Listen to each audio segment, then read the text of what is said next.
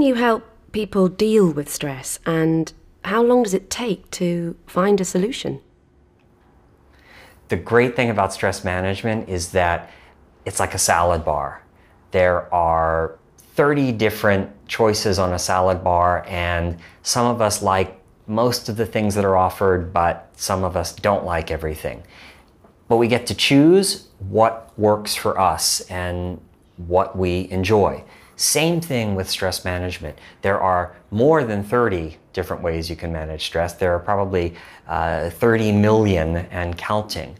And we should pick the techniques, many of them easy and simple and fun, that we like, and therefore will be more likely to use them on an ongoing basis. So stress management can take as little as 10 seconds. You can look at a beautiful picture that you took on your last vacation.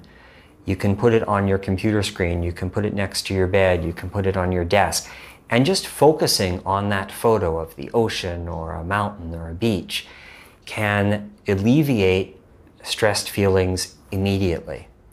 We can do 1-minute breathing exercises. We can exercise. We can take a 10-minute walk around the block. We can meditate each day. So there are many different ways to prevent and reduce the stress that we're experiencing. The key is to do it on a regular basis. Are the solutions to stress physical, mental, or both? Stress management involves both the mind and the body. They make great partners when we're trying to feel better and to cut down on the stress that we're experiencing. I once worked in a school where a student identified his stressor as riding on the subway. He felt very stressed going to school every day and very stressed when it was time to go home because the subway made him feel very closed in and like he wanted to escape. He couldn't stand the crowds. And then we opened up to the rest of the group and we asked them for different ways that this student might think about this stressor and different ways that he might act to try and reduce it.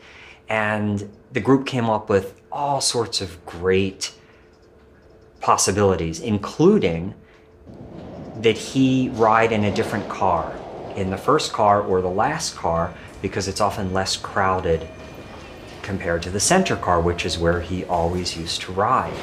And he liked that idea, and I heard from the principal of the school a few weeks later that he in fact had started riding in the first car, and for the first time in his subway taking life, he didn't feel stressed, he didn't feel anxious because the car was less crowded and he felt so much better.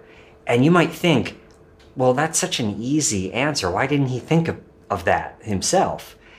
The truth is, and I think we all identify with this, we get into very fixed ways, habits almost, of thinking and acting because we deal with our stressors and have dealt with them in similar ways for a long, long time.